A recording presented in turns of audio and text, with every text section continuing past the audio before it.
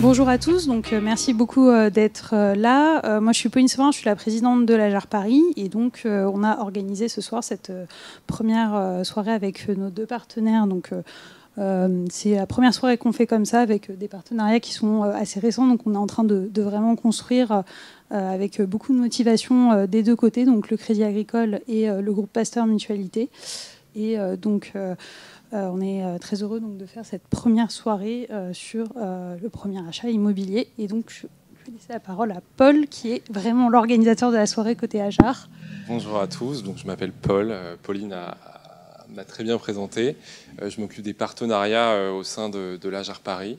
Et donc avec le groupe Pasteur Mutualité et le Crédit Agricole Île-de-France qui nous reçoit en ces lieux. On vous reçoit aujourd'hui pour parler d'achat immobilier dans le contexte de l'internat, donc dans le contexte de l'internat d'anesthésie-réanimation, parce que c'est notre cœur de métier, si j'ose dire, même si on peut aller un peu au-delà. Le but, c'est que ça reste quand même quelque chose d'assez interactif.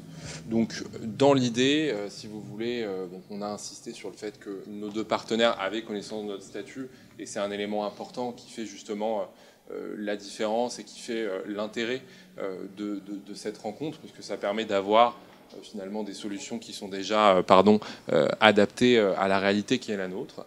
Et donc pour vous donner un petit aperçu finalement du fil directeur qu'on va suivre aujourd'hui, eh bien on va le lire ensemble. Donc on commencera par se poser la question résidence principale ou investissement locatif pour commencer finalement son histoire en termes d'immobilier. On parlera ensuite d'une thématique importante, au-delà du fait d'avoir choisi s'il s'agissait de locatif ou de principal, comment on choisit correctement son bien, et on reprendra les différentes thématiques et sous-questions dans cette entité-là. On se posera la question du financement, parce qu'effectivement, qui dit acheter dit finance, parce qu'il y a une réalité, je dirais, pécuniaire derrière. Comment se protéger, puisque finalement acheter c'est s'engager, et s'engager c'est manifestement et fatalement ou heureusement d'ailleurs se protéger et anticiper beaucoup de choses qu'on ne pourrait pas avoir en ligne de mire initiale. Et enfin, plus à titre d'ouverture, on reprendra différents éléments, notamment de fiscalité, et puis on aura après finalement micro ouvert pour discuter de questions qu'on n'aurait pas pensées, qu'on n'aurait pas évoquées d'emblée. On commence avec ce premier intervenant à qui je vais passer le micro du Crédit Agricole Île-de-France. Merci, bonsoir à tous. Je suis Thierry Nérincle, je suis le directeur de l'agence du Crédit Agricole de Paris-Montparnasse, juste au bout de la rue. Donc je vais échanger un petit peu, me présenter, me échanger avec chacun d'entre vous ce soir. Donc la première question qui se pose, est-ce qu'on fait plutôt l'acquisition d'une résidence principale ou d'une résidence locative? Nous, très clairement, on vous accompagnera sur l'acquisition de la résidence principale pour une première opération, pour plusieurs raisons. La première, il y a une notion d'endettement. Le législateur nous dit que on ne doit pas dépasser 35% d'endettement par rapport à ses revenus. Et si on commence à faire une opération locative alors que vous n'avez pas fait votre opération principale, l'acquisition de la résidence principale, on risque d'avoir un moment une difficulté quand vous allez vouloir faire l'acquisition de votre résidence principale au niveau de l'endettement. Donc c'est pour cette raison qu'on vous accompagnera sur la résidence principale, pour le premier achat sur la résidence principale. Après, si là, il y a des cas particuliers parce que vous êtes déjà logé à titre gratuit, vous disposez d'un logement et que vous souhaitez continuer à développer votre patrimoine, bien évidemment, on est ouvert à la discussion avec chacun d'entre vous sur cette thématique. Je vais passer la parole à Frédéric. Bonjour à tous, Frédéric Bianco. Donc effectivement, comme le disait Thierry, on connaît tous la problématique de l'immobilier à Paris et en Île-de-France. La densité et la rareté des biens est toujours un vrai problème. Ça impose une réactivité pour aller visiter le bien qu'on a pu voir sur l'annonce. Et nous, on est là pour vous aider en vous accompagnant sur la recherche de votre bien, de votre résidence principale, en vous en gagnant du temps, en prenant les rendez-vous pour vous pour faire les visites et en vous aidant aussi dans tout ce qui est démarche administrative, relecture des documents, en vous donnant des conseils sur ce qu'il faut regarder, ce sur quoi il faut être vigilant. On a également un grand nombre de partenaires qui peuvent vous aider, vous accompagner, que ce soit pour les travaux ou pour également l'expertise technique d'un bien. On peut faire appel à un architecte et on va l'avoir sur slide après, les différents services et partenaires que nous pouvons proposer pour vous aider dans cette sélection de biens. On peut même aller jusqu'au déménagement, vous aider à faire le déménagement de votre bien. Voilà. Donc ça, c'est pareil, ce sont des services qu'on peut reparler. C'est individualisé, c'est un principe d'accompagnement personnalisé pour chacun d'entre vous. Par quel biais on va vous solliciter? Comment vous intervenez vis-à-vis de nous? À quel moment de nos projets, nos demandes, nos besoins, etc.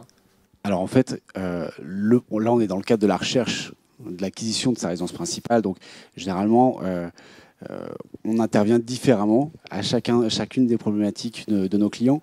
Souvent, c'est le temps ou la méconnaissance du marché aussi. Vous le savez, on est sur un marché tendu en Ile-de-France, mais est-ce que je vais d'abord regarder le financement? Comment je regarde à quel bien je peux prétendre par rapport au budget qui est à ma disposition, que le banquier est prêt à me prêter, ou à l'apport que je peux avoir. Comment je peux faire pour négocier un bien. J'ai été visiter 3 biens, j'ai pas envie de me faire avoir. Est-ce qu'ils sont au bon prix? Donc là, on va vous accompagner pour ça également, pour structurer votre recherche, structurer, rationaliser la faisabilité de votre projet aussi, et valider la qualité d'un bien d'un point de vue tant technique que financier. Donc, est-ce que vous achetez le bien au bon prix? Est-ce que par expérience, vous avez du recul sur peut-être les erreurs qu'on a tendance à faire en tant que jeune interne, avec volonté d'acquérir un bien, à s'axer trop sur certains points qui finalement sont superflus, voire dangereux, et à l'inverse passer à côté de choses qui, à l'inverse, sont absolument cruciales et à intégrer d'emblée dans notre raisonnement? En fait, bon, c'est très complet comme question, mais en fait, l'immobilier, ça marche beaucoup au cœur. Hein. On visite des appartements, on parle du coup de cœur en immobilier.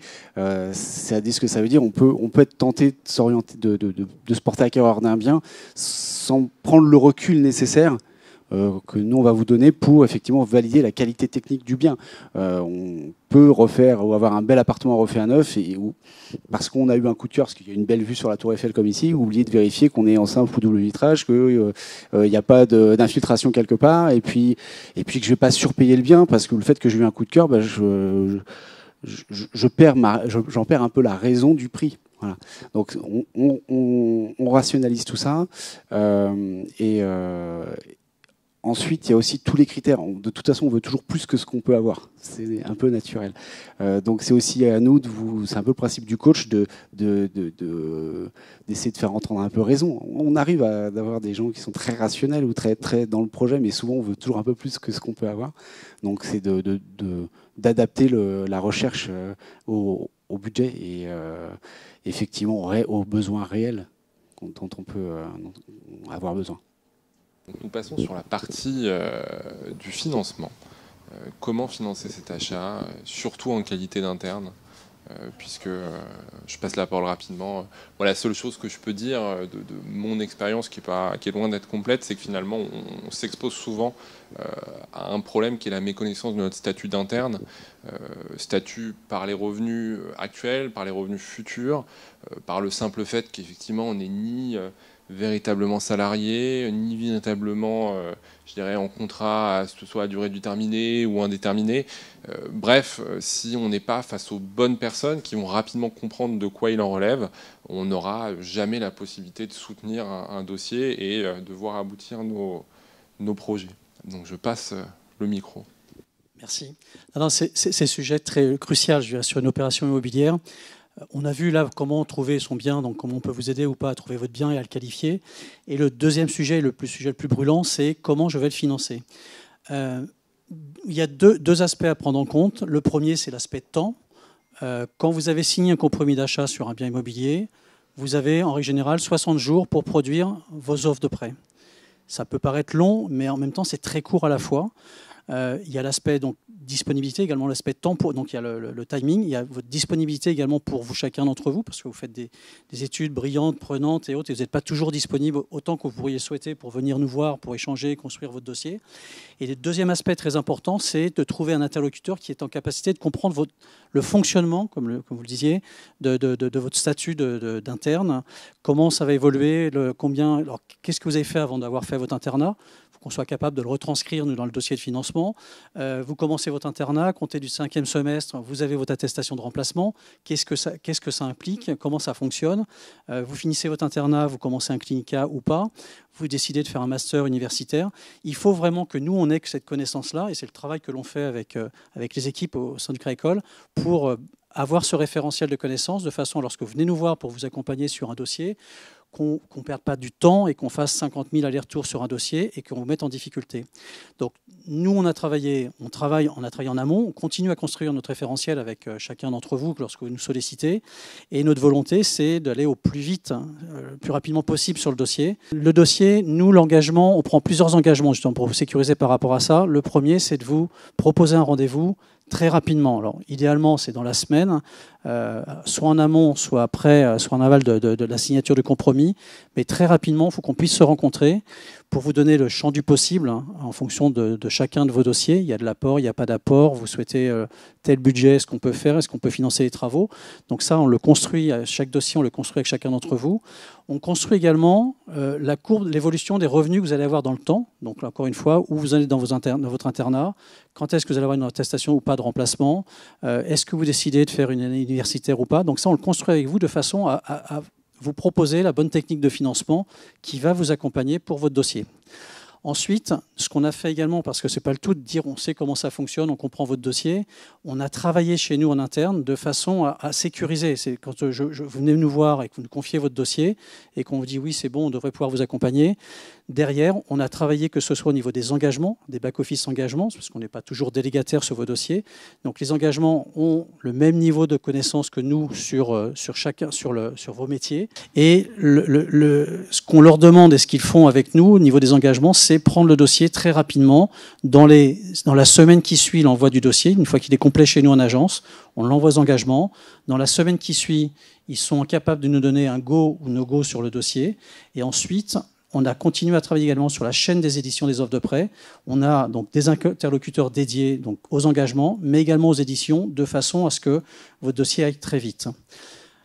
Je disais tout à l'heure, vous avez une notion de disponibilité. Ce n'est pas toujours simple pour vous de vous rendre disponible pour aller une fois, deux fois, trois fois à la banque. Vous avez d'autres préoccupations et d'autres priorités. Nous, ce qu'on vous demande, c'est de vous voir à minima une fois pour faire pour faire l'ouverture du compte. C'est un point de législation, de réglementation. On doit vous voir minimum une fois pour ouvrir le compte de support de la demande de financement. Et ensuite, tout se fait à distance. Que ce soit les documents, vous pouvez nous envoyer par mail. Mais on a un service qui s'appelle le PH, où on vous envoie la simulation en ligne directement. Vous pouvez ajouter vos documents si vous le souhaitez directement dans le service. Vous signez votre demande de financement directement en ligne. Donc vous n'avez pas besoin de revenir en agence pour signer votre demande de financement. Vous signez votre questionnaire, vous complétez, vous signez les fiches conseil assurance pour le prêt directement dans l'outil. Ça remonte automatiquement. Donc là, ensuite, ça nous permet de délivrer l'accord de crédit, de vous envoyer vos offres de prêt. Là également, les offres de prêt sont également dématérialisées. On vous les envoie sur votre espace en ligne, ce qui vous permet d'en prendre connaissance. Donc il n'y a plus de délai postaux ou quoi que ce soit. Donc vous en prenez connaissance rapidement. Et à compter du 11e jour, puisque la réglementation nous impose un délai de réflexion de 10 jours, vous pouvez signer en ligne électroniquement sur votre offre de prêt. Donc tout ça se fait avec un seul et unique rendez-vous en agence, qui est le moment où on fait l'ouverture du compte. Après, moi, ce que je vous invite, en amont peut-être de vos projets, n'hésitez pas à venir nous challenger un petit peu sur nos capacités, qu'est-ce qu'on pense de votre projet, est-ce que ça nous semble finançable, parce qu'il y a des critères à regarder pour chacun des dossiers. Nous, ce qu'on va regarder, alors au-delà de vos revenus qui vont évoluer, on va les prendre en considération, on va vous demander de l'apport personnel sur l'opération à hauteur de tout ce qu'on appelle les frais, que ce soit les frais de notaire, les frais de garantie, les frais de dossier. On va vous demander d'avoir toute cette somme en apport sur le dossier. Et nous, on va pouvoir financer 100% de la valeur immobilière de votre bien. On peut, alors après, ça regarde au niveau de l'endettement, on peut également financer l'acquisition avec des travaux. Vous pouvez acheter un appartement, il faut refaire la cuisine, la salle de bain, il faut tout refaire. On peut financer les travaux, on peut regarder avec vous comment est-ce qu'on peut l'intégrer. Et dès lors que le montant des travaux arrive à 50 000 €, on l'intègre dans le plan de financement immobilier. Ensuite, au niveau du taux, puisque c'est un sujet, les taux, notre volonté, c'est de travailler avec vous aujourd'hui, mais également demain. Donc, ce qu'on a fait, ce qu'on a réussi, on a fait valider, c'est qu'on prenne des taux de clients banques privées, puisque vous serez demain, on le souhaite, nos clients banques privées, et on vous fait bénéficier dès maintenant de taux de clients de banques privées. Voilà, donc une offre vraiment qui est travaillée pour justement prendre en considération votre métier futur, prendre en considération votre situation du moment, alors vous avez fait des études compliquées, hein. L'externat, ça dure, je crois, 5 ans, dites-moi si je me trompe. Ce n'est pas des études qui sont super rémunérées. Vous commencez à travailler l'internat, souvent vous avez 25 ans, 26 ans, c'est ça à peu près. Hein. On comprend que c'est un moment de la vie où on a envie de se mettre en couple, on a envie d'acheter son propre bien immobilier. Et notre volonté, c'est de pouvoir vous accompagner, même si vous n'avez pas complètement fini vos études, c'est de vous accompagner à commencer à construire le chapitre de votre vie personnelle. Voilà. Est-ce que vous avez des... Alors si, dernier point, pardon. Au niveau de la garantie, on a parlé des taux. La garantie, il existe 2 grands types de garanties. Ce qu'on appelle la garantie réelle. Une garantie, c'est-à-dire une inscription hypothécaire, un IPPD qui est pris, c'est le notaire qui prend la garantie. Donc ça, c'est une technique qui est possible. Mais sachez qu'il y a également la garantie crédit logement. C'est un organisme de cautionnement hein, qui fonctionne avec tous les établissements bancaires. Et Crédit Logement est très intéressé par vos profils. Hein. Donc, il n'y a pas trop d'inquiétude à avoir dès lors que vous apportez donc, les frais, ce que je disais tout à l'heure, même si on fait un financement à 100%, Crédit Logement est en capacité, très, très souvent, pour ne pas dire toujours, de vous accompagner, de se porter garant de votre dossier auprès de la banque. Donc ça, c'est extrêmement sécurisant pour vous. Je ne l'ai pas dit également au niveau du financement, ce que l'on fait, on fait souvent 2 lignes de financement. Chaque dossier est différent, mais quand vous êtes en début d'internat, je vous disais, vos revenus, les premières années, c'est environ 2 000 à 2 500 € avec les gardes. Et puis, ça évolue donc, à compter de la troisième année, puis ça évolue ainsi de suite au fil du temps. Ce que l'on fait, on ne va pas vous mettre en difficulté à devoir rembourser. Si vous empruntez 400 000 €, on ne va pas vous mettre au-delà de 30-35% de taux d'endettement. De toute façon, le législateur nous l'interdit. Donc, on va vous faire une première ligne de financement qui va vous mettre à 30% d'endettement par rapport à vos revenus.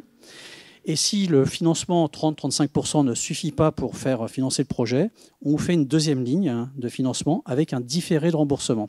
Ce qui fait, souvent, on fait 24 mois. On le limite à 24 mois, mais souvent ça correspond, les 24 mois, avec le moment où vous pouvez avoir votre attestation de remplacement, et à ce moment-là, vos revenus, on sait qu'il y a un gap de revenus qui va être important, et à ce moment-là, vous avez capacité à rembourser le prêt initialement sollicité et le prêt complémentaire sur lequel on a mis en place un différé. Donc voilà, on a fait vraiment une offre on veut qu'elle s'adapte le plus possible à vos vies, et également que... Vous pourrez également, donc là, on vous donne de la souplesse dans un premier temps, et dans le deuxième temps, quand vous serez en pleine activité, vous aurez des revenus correspondant à votre métier d'anesthésiste, réanimateur, et bien à ce moment-là, vous aurez possibilité de moduler votre mensualité de remboursement pour rembourser votre crédit plus rapidement, d'une part, et puis également, si vous avez des capitaux, vous souhaitez rembourser par anticipation vos crédits, vous pourrez également rembourser par anticipation sans pénalité vos crédits. Donc voilà, on a vraiment voulu faire quelque chose qui s'adapte à vos vies et qui ne vous mette pas en difficulté, mais qui vous permette de mener à bien vos projets, parce que la vie, c'est fait de projets, ça doit être fait de projets, et puis c'est bien de d'avoir possibilité de les faire, même à 25 ans. Voilà. Est-ce que ça suscite des questions? L'apport nécessaire pour les frais de notaire, frais de dossier, etc. Grosso modo, c'est 10% du projet. Les frais de notaire, il faut compter à peu près 8%. Donc vous achetez un bien immobilier, on va dire 400 000 €. Les frais de notaire, 8%, il faut compter environ 30 000 €. Après, les frais de garantie sur un prêt de 400 000, il faut compter, Crédit Logement, c'est à peu près 4-5 000 €. Enfin, il faudrait que je revalide tout ça, mais quand vous achetez un bien de 400 000 €, c'est il faut avoir à peu près 38-40 000 € d'apport dans le dossier pour le financement. Et nous, on finance les 400 000 à côté. Ouais, donc c'est conséquent quand même. L'apport? Oui, non, mais je suis d'accord avec vous. C'est une somme importante. Après, pourquoi est-ce qu'on ne veut pas faire plus que 100% de la valeur du bien? Alors certes, on est sur Paris, la région parisienne, on est la petite couronne. On sait que le marché immobilier est plutôt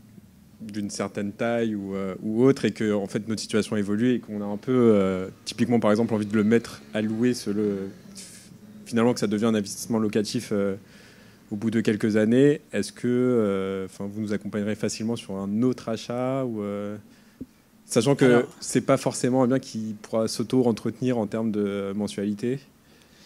C'est ce que je disais tout à l'heure un petit peu en préambule. On vous accompagnera toujours sur une résidence principale en premier lieu, parce que c'est la résidence principale qui prime sur le reste. Après, demain, vous avez fait une première résidence, vous avez fait un premier achat, vous êtes interne. Demain, vos revenus, on vous souhaite le meilleur, vous avez 10 000 euros de revenus par mois. C'est clair que vous aurez une capacité, vous allez vous reconstituer une capacité d'endettement par rapport au fameux 35%.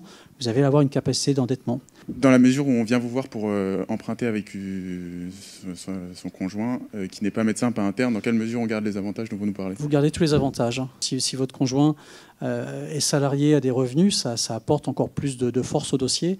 Et on prend, et vous bénéficiez du même taux, vous bénéficiez du même accompagnement que dès lors que vous êtes, vous, interne, votre compagne vous bénéficiera des mêmes avantages. On avait une diapositive sur les engagements, justement. J'imagine qu'on a repris tous les éléments. Oui, je pense les avoir repris. Des interlocuteurs formés aux spécificités de vos métiers, ça on en a parlé. Des rendez-vous de pré-signature, c'est ce que je disais. Venez nous voir en amont, qu'on puisse échanger. Vous avez une idée, vous avez un projet, on peut en parler ensemble. Des circuits de décision dédiés, que ce soit en agence, que ce soit aux engagements, mais également au back-office au niveau des éditions d'offres. Un suivi régulier. Là, c'est pareil, je vous disais tout à l'heure, on travaille beaucoup avec des liens à distance. Vous aurez possibilité, vous avez un fil de vie sur tout votre dossier qui vous permet de suivre où en est votre dossier à chaque étape. Un accompagnement jusqu'à la signature et également après. Ce que je n'ai pas dit, c'est nous, on n'est pas là pour faire un financement pour un financement. Ça n'a pas d'intérêt. Notre volonté, c'est de vous accompagner aujourd'hui et demain. Donc, ce qu'on vous demandera systématiquement, c'est la domiciliation de vos revenus et la banque au quotidien. Mais voilà, on est là pour vous accompagner sur chacune de ces étapes. Et puis des collaborateurs, donc là alors ça c'est pour le financement, donc c'est nous en agence, mais on a également des collaborateurs dédiés métiers de la santé. Demain vous avez décidé de vous installer en cabinet, faut reprendre une patientèle, c'est vous qui pourrez me dire comment ça fonctionne. Il y a des besoins de financement, on a des conseillers santé dédiés pour chacun d'entre vous. Et là, l'intérêt, la même chose, ce sont des gens qui, si demain vous installez, vous ouvrez un cabinet, vous êtes anesthésiste, vous ouvrez un cabinet de consultation, encore une fois, je ne connais pas comment ça fonctionne exactement, ce que l'on souhaite, c'est connaître vos métiers. Et on peut pas vous accompagner si on ne fait pas l'effort, si on ne vous connaît pas, quoi. Et le fait d'avoir des conseillers santé, ça permet de parler le même langage que vous et de connaître réellement vos besoins et quelle est notre proposition à chacun de vos besoins. Donc c'est une transition toute trouvée vers la suite. On parle d'avenir. On clôturera justement par cette question de savoir quels peuvent être les autres investissements qu'on pourrait avoir, notamment l'installation pour ceux qui se destineraient à une carrière libérale. Mais avant ça, vous avez acheté, félicitations, se pose la question de la protection. Donc notre autre partenaire, le groupe Pasteur Mutualité, vient nous en parler. Bonsoir à tous et à toutes. Vous avez effectivement trouvé votre bien, vous l'avez quasiment acheté, et à côté de ça, il faut assurer le prêt. Je représente donc le groupe Pasteur Mutualité, qui est une mutuelle qui assure les professionnels de santé. On est administré uniquement par des professionnels de santé et on construit des produits d'assurance pour votre quotidien de demain, que vous soyez à l'hôpital ou en libéral, que vous soyez en libéral tout seul ou en CELARL. Au-delà de ça, quand vous aurez des besoins complémentaires, il y a déjà une première partie qui est à couvrir, c'est d'abord votre revenu. Vous allez effectivement avoir des statuts qui vont vous permettre aujourd'hui en tant qu'interne d'emprunter, mais si vous êtes en arrêt de travail, votre revenu n'est pas assuré dans l'intégralité. Vous avez des gardes et des astreintes qui ne sont pas couvertes, donc ça c'est des petites choses importantes aussi. Ça répond peut-être en anticipation à une des questions, qu'est-ce qu'on ne fait pas? C'est qu'on ne le prévoit pas parce qu'on part du principe où ça ne nous arrive pas. Aujourd'hui, l'objet principal de mon intervention, c'est donc pour assurer le bien, en l'occurrence le crédit que vous allez prendre pour acquérir le bien, que ce soit en résidence principale ou après sur de l'investissement locatif ou secondaire par la suite. Assurer un prêt, c'est le couvrir dans le cadre d'un décès, que vous soyez emprunteur, co-emprunteur ou avec des associés, en cas d'arrêt de travail et en cas d'invalidité. Il y a différents contrats d'assurance qui existent sur le marché. On n'est pas les seuls, ça c'est sûr. Pour autant, il y a des points de vigilance à avoir. Vous allez devoir assurer au minimum, en cas de décès et de perte totale irréversible d'autonomie, le crédit que vous allez souscrire. À côté de ça, vous pouvez prendre en complément les garanties en cas d'arrêt de travail et en cas d'invalidité.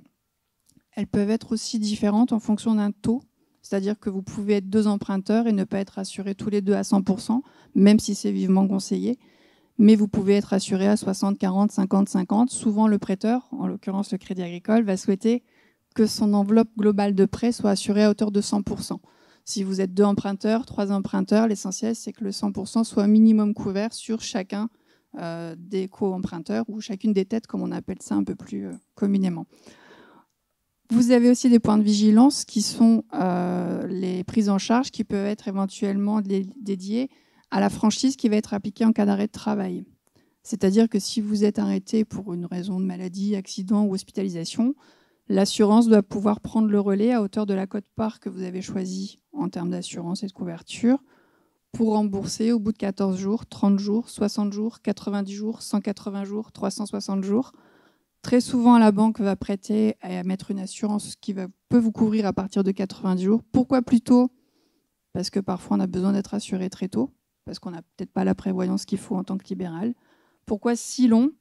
Parce que si vous intégrez une CELARL, vous pouvez avoir un règlement intérieur qui vous protège entre vous en tant qu'associé et qui va dire nous, on vous verse votre salaire pendant 3 mois ou 6 mois ou 1 an. Et auquel cas, vous pouvez adapter dans ce cas-là l'assurance de votre emprunt avec une franchise qui peut être différente dans le temps. Sur un contrat d'assurance emprunteur, vous allez aussi avoir un point de vigilance qui est la prise en charge de votre invalidité.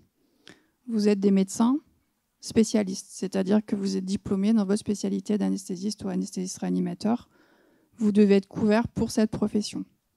C'est-à-dire qu'à partir du moment où, en cas de sinistre, de maladie, vous devenez invalide et que vous ne pouvez plus exercer votre profession d'anesthésiste réanimateur, il faut que l'assurance puisse prendre le relais et puis rembourser tout ou partie en fonction de votre quote-part du crédit, puisque vous ne pouvez plus être ce pour quoi vous avez été formé.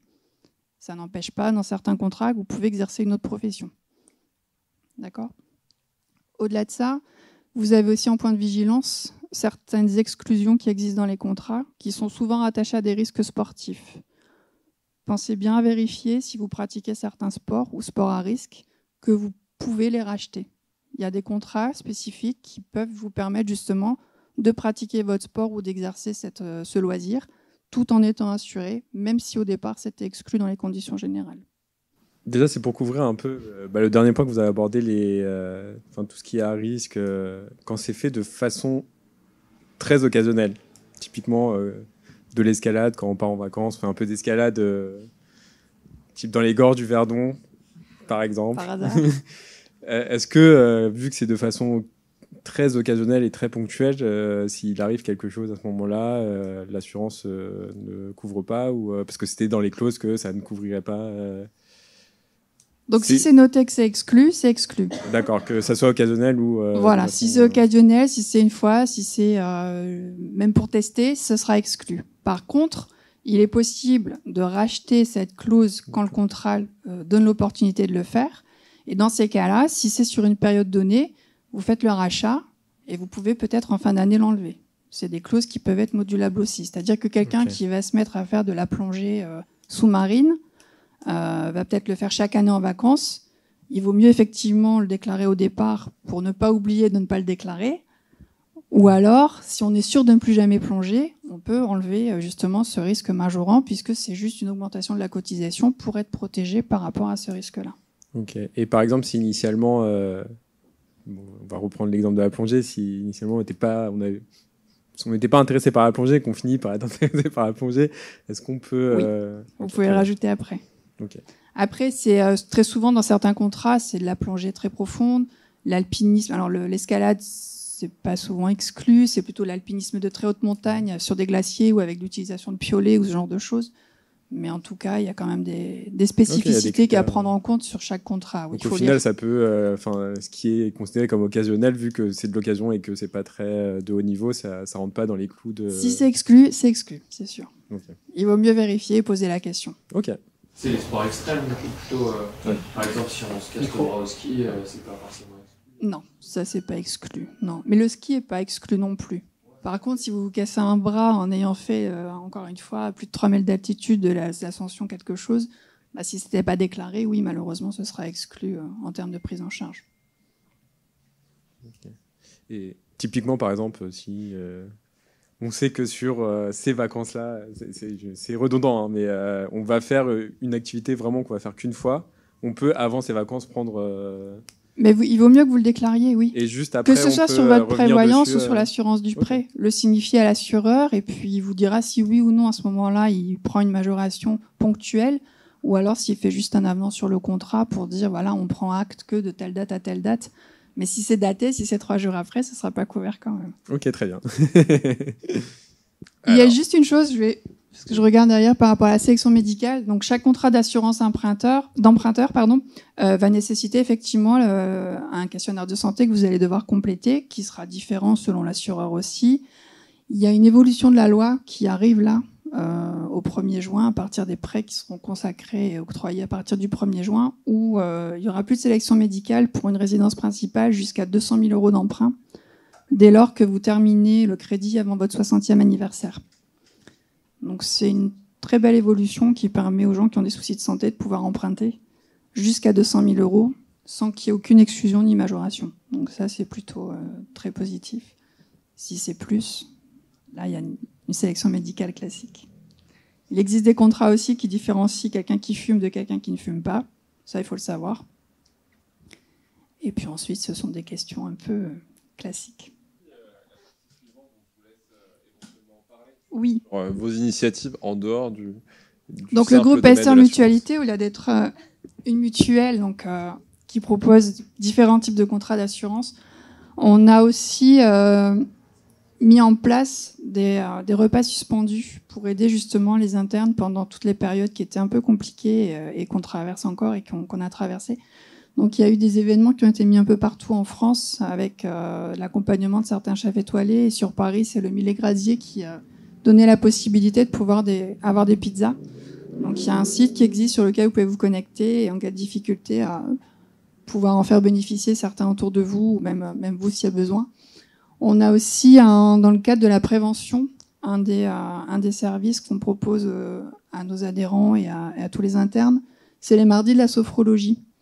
Donc vous êtes de jeunes étudiants ou de jeunes internes ou de futurs professionnels de santé, certes, mais vous avez des fonctions et l'anesthésiste réanimateur encore plus, qui nécessite beaucoup de stress et vous êtes très concernés par beaucoup de choses qui peuvent se passer. Donc on a mis en place ce genre d'atelier justement, où ça se passe en visio. Vous pouvez vous connecter et voir un peu comment ça se passe. Et on a aussi sur le dernier, on vous invite aussi le 20 avril. Alors c'est très tôt aussi pour s'organiser, mais si vous êtes disponible, n'hésitez pas. On organise un cocktail pour vous remercier justement de toute la mobilisation qui a pu être la vôtre pendant la période Covid. Vous pouvez aussi du coup vous connecter sur le site et puis vous inscrire. Et la dernière petite chose aussi, on a mis un rappel puisque chaque année, le groupe Pasteur Mutualité organise justement des candidatures. Vous pouvez candidater pour participer aux bourses de recherche médicale de la VIDAM. Donc chaque année, il y a des bourses qui sont affectées. Et pour l'instant, on peut encore s'inscrire. Donc on pensait sympa et intéressant de pouvoir vous le rappeler. Merci beaucoup. Merci. Si vous avez des questions en matière de sophrologie de cocktail, elles sont aussi acceptées. Sinon, on passe à la suite. Donc non, ça ne soulève pas les foules, à mon grand désespoir. Et on continue plutôt par l'orientation de projet. Donc là, on va faire intervenir finalement les personnes une à une. Alors on a essayé de ressortir des questions plus spécifiques, en plus des principales qu'on a déjà vues. Alors c'est moi qui ai le micro, c'est pas moi qui vais en parler, même si j'aurais plaisir à vous en parler. Je suis pas sûr d'en avoir l'expertise. La question maintenant, dans l'hypothèse où justement on est sur une dynamique locative, d'investissement locatif, qu'est-ce qu'il faut privilégier au sens où, sans que ce soit forcément une mécanique finale, c'est une réalité, l'idée de gagner de l'argent. Donc est-ce qu'il faut plutôt s'orienter sur une plus-value? Est-ce qu'il faut s'orienter sur quelque chose de plus pragmatique que serait une rentabilité émanant de revenus locatifs? Donc je passe le micro à l'un de nos intervenants qui a déjà son micro, donc je n'ai même pas lui passer. La magie du je sais pas direct. qu'elle fonctionne, mais voilà. Donc ça, c'est un grand sujet. Est-ce qu'il faut privilégier le rendement locatif ou la plus-value immobilière?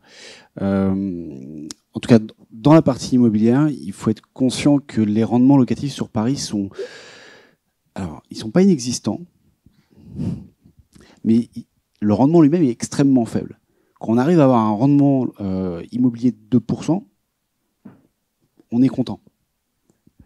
Alors, on peut entendre parler des fantasmes à 8 ou 10%. C'est pas dans Paris, ça n'existe pas, c'est pas vrai. Le prix de l'immobilier est extrêmement élevé, donc par définition, le rendement qui va suivre va être faible. Le loyer n'augmente pas de façon aussi rapide que le prix des biens immobiliers. Petit rappel de calcul, pour calculer un rendement locatif, vous prenez la valeur du loyer, vous la multipliez par 12 et vous divisez par le prix de la valeur du bien. Donc, clairement, je vous ai dit 2%, on peut peut-être aller à 3%, mais rarement plus. Quand on part dans un cadre d'investissement pour sa résidence principale, c'est beaucoup plus pertinent d'envisager une plus-value à la revente du bien. Alors bien sûr, tout à l'heure, il y a eu la question sur le basculement, et c'est légitime, d'un bien de résidence principale vers du locatif, puisqu'on se dit je vais pouvoir tirer des fruits de ce bien et m'orienter, puisque mes revenus évoluent, vers un autre bien pour ma résidence principale. Il peut être pertinent au moment de cette bascule de faire le calcul. Là aussi, on peut vous y aider, de façon à pouvoir estimer la valeur du bien. La valeur, le rendement en Ile-de-France, le rendement d'un bien inclut généralement la plus-value. Si vous excluez la plus-value, vous retirez une grande partie du rendement. La valeur foncière, la valeur immobilière à Paris augmente beaucoup plus vite que la valeur des loyers, ce qui n'est pas forcément le cas en région. En région, vous allez pouvoir sortir un rendement locatif entre 6, 7%, voire plus, on a même vu plus de 10%. Mais par contre, la valeur du bien ne va pas forcément évoluer, voire pas du tout. À Paris, c'est le contraire. Sauf qu'on ne peut pas se projeter. On n'a pas de boule de cristal, on ne sait pas si dans 2, 3, 4, 5 ans, on va avoir plus 10% sur la valeur de son bien. On va avoir des biens qui vont évoluer extrêmement vite, enfin, je veux dire, des périodes où la valeur immobilière va évoluer très rapidement, 5, 10%. En plus, ça dépend également de l'emplacement. Et d'autres fois où ça va être beaucoup plus lent. Donc c'est difficile de se projeter. Moi, je recommande de toute façon, dans le cas d'un choix à faire, c'est forcément par rapport à un projet de vie, de voir au moment de la revente éventuelle du bien, quelle plus-value il a pris et combien je peux le louer sur le marché. Et face à ça, je mets mon projet personnel. Qu'est-ce que je compte en faire moi? Qu'est-ce que je compte faire moi ensuite? Je compte acheter ma résidence principale, oui, ou est-ce que j'ai pas besoin de cet apport, enfin de la revente du bien pour générer de l'apport, même si mes revenus ont augmenté? Je peux avoir des prétentions, je le disais tout à l'heure, on a envie toujours d'avoir un petit peu plus que ce qu'on aimerait, que ce qu'on peut avoir. Donc est-ce que cette manne financière ne peut pas justement servir pour payer l'apport pour le nouveau bien, ou est-ce qu'on peut s'en passer et effectivement continuer sur un locatif qui va générer des revenus et donc de la fiscalité. Là, on peut peut-être en parler, c'est un autre sujet. La fiscalité sur les revenus fonciers, ça fait partie de la plus lourde qui existe en France, puisque les revenus fonciers sont imposés au même titre que vos revenus du travail, avec en plus de ça les contributions sociales à payer, puisque ce sont des revenus du patrimoine. Donc il faut rajouter la CSG, la RDS, etc. C'est 17, je regarde Thierry, c'est 17,2% à ajouter en plus de taxes, qui ne sont pas un impôt, puisque c'est une taxe, mais vous devez quand même le payer à l'État. Donc il faut faire vraiment ce calcul au moment où vous allez passer de l'un à l'autre. Et là aussi, on a les spécialistes pour vous accompagner, tant sur l'estimation de la valeur de vos biens, la projection du potentiel locatif, même la gestion éventuellement, et le meilleur choix à faire pour vous d'un point de vue projet de vie, fiscalité, enfin tout faire concorder. Voilà. On peut continuer. Alors c'est vrai que vous avez effleuré un des points qui vient. Je pense que moi, ma question de synthèse qu'on m'avait rapportée, elle est de savoir si on fait de l'immobilier fiction, demain j'achète, quels éléments concrets peuvent me faire dire je prends des risques, et à l'inverse, quels éléments concrets peuvent me faire dire très probablement que je ne perdrai pas d'argent, et sur un espoir qui ne relève évidemment que de l'espoir, je peux raisonnablement envisager, me dire, j'aurai 5%, 10%, etc. Il y a une part fluctuante, mais il y a une part quand même de rationnel, et comment on approche, comment on accroche cette phase rationnelle de l'achat. Alors, déjà, il faut savoir une chose, c'est que le principe, c'est plus vous prenez de risques, c'est comme sur la bourse, hein, plus le rendement est meilleur. Donc, en fait, finalement, ma question de sécurité et en parallèle du gagnant, c'est pas antinomique, mais pas loin. Après, il faut le tempérer, comme je le disais, par rapport à un marché immobilier qui est forcément très localisé. Moi, je connais celui de Paris, de la banlieue, mais on sait que il n'y a pas que Paris, hein. On a plein de belles villes et il faut être prudent par rapport à ça, parce qu'il y a plein de belles opportunités dans nos régions, mais pour ça, il faut connaître sa région. Si on sait où on investit, c'est la base de tout en fait. N'allez pas investir à un endroit que vous ne maîtrisez pas, que vous ne connaissez pas, parce qu'on vous a dit que c'était bien d'investir là-bas. Moi, je connais pas Mulhouse, je vais pas aller investir à Mulhouse. Pour autant, il y a forcément des endroits très intéressants pour quelqu'un qui connaît son secteur. On sait bien que dans une ville, d'un quartier à un autre, les opportunités, les quartiers changent. Donc, il faut investir à un endroit que vous connaissez, que vous maîtrisez, ça va déjà limiter les risques. Ça, c'est la base. Voilà. Ensuite, il y a l'aspect immobilier, ce que je vous expliquais, sur le fait qu'on va avoir un loyer. Si vous regardez généralement les valeurs de loyer, elles évoluent pas tant que ça sur le territoire. Les loyers sont à peu près partout les mêmes. Alors, il y a des disparités, bien évidemment, mais vous n'allez pas louer un appartement 2 pièces à Brest à 100 €. C'est pas vrai. Enfin, voilà, vous allez peut-être le louer moins cher qu'un studio à Paris, certes, mais c'est pas non plus. Il y a pas. Voilà, c'est pas du x10. Donc, on reste quand même sur des choses qui sont assez rationnelles. Néanmoins, n'investissez pas à Brest si vous ne connaissez pas Brest. Voilà. Tout simplement. Ça va vous assurer la qualité de la rentabilité de votre investissement. Et la dernière question, je pense qu'on a en grande partie fait le tour. Est-ce qu'on peut faire d'autres projets ? La réponse est oui, et la réponse, elle dépend de chacun. Et c'est en ça que connaître les bons interlocuteurs apportera réponse et solutions. Est-ce que vous avez des questions sur tous les sujets qu'on a déjà évoqués, sur d'autres sujets ? J'ai une question qui, je pense que vous avez déjà entendu pas mal de fois, mais à quel moment, quand on envisage d'acheter sa résidence principale, combien d'années est-ce qu'on est resté dedans pour ne pas perdre sur justement cette plus-value, les frais de notaire, tout ça ? Alors, Thierry a déjà tout à l'heure donné un élément de réponse qui est les 2 ans en fait, parce que c'est vrai qu'on sait que le capital, faut quand même rembourser une partie de son apport, enfin du capital, et si vous revendez tout de suite, il y a une partie de l'apport qui ne sera pas récupérée. Voilà, donc maintenant, encore une fois, ça dépend. Ça fait très normand, je suis désolé, mais ça dépend vraiment de là où vous avez acheté. Et c'est pour ça qu'au moment de la revente, il faut faire une estimation de la valeur du bien. Peut-être que vous y avez fait des travaux, apporté des améliorations. Peut-être que y a des infrastructures qui sont créées. On sait qu'il y a le Grand Paris. Il n'y a pas si longtemps que ça, à Montrouge, il n'y avait pas le métro. Donc depuis, il est arrivé. Je peux vous garantir que les gens qui avaient acheté un appartement là-bas, c'était bien, hein, c'était proche à Paris, mais il n'y avait pas de métro. Leur appartement, il a fait x5. Enfin, voilà. Il y a des choses comme ça. Donc, au moment où vous vous retrouvez dans la situation de devoir partir, il faut refaire un point.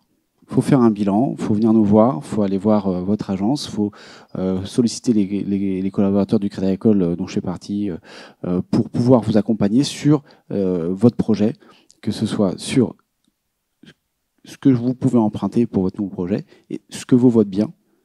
Et on vous trouvera la bonne solution. Alors, pour conclure, vous avez ici, vous pouvez prendre une photo, voire même flasher le code si vous êtes sur une dynamique aventureuse. Ça vous permettra d'avoir un contact avec le Crédit Agricole pour le versant bancaire et GPM pour le versant assurance. Continuez à échanger, continuez à discuter, continuez à construire vos projets. Donc la conclusion elle va être assez simple. On vous remercie d'être venus. On remercie, alors je remercie en mon nom, mais surtout en celui de l'Ajar Paris, nos partenaires, donc le Crédit Agricole Île-de-France et le groupe Pasteur Mutualité, qui nous ont encadrés, aidés à monter cette soirée thématique sur l'achat immobilier. Encore une fois, j'insiste, ça se voulait interactif, on a pu échanger, on va continuer d'échanger ensuite. Et maintenant, c'est vous qui prenez le relais. Donc n'hésitez pas, même si ça n'apparaît plus, on vous les redonnera sur la page Facebook de l'événement. Et n'hésitez pas à nous contacter sur la page de l'Ajar si éventuellement vous n'avez pas pu le noter, pour, encore une fois, construire vos projets et continuer d'avancer. Donc merci à tous et on va passer à ce temps de convivialité et d'échange autour d'un verre. Voilà, merci à tous.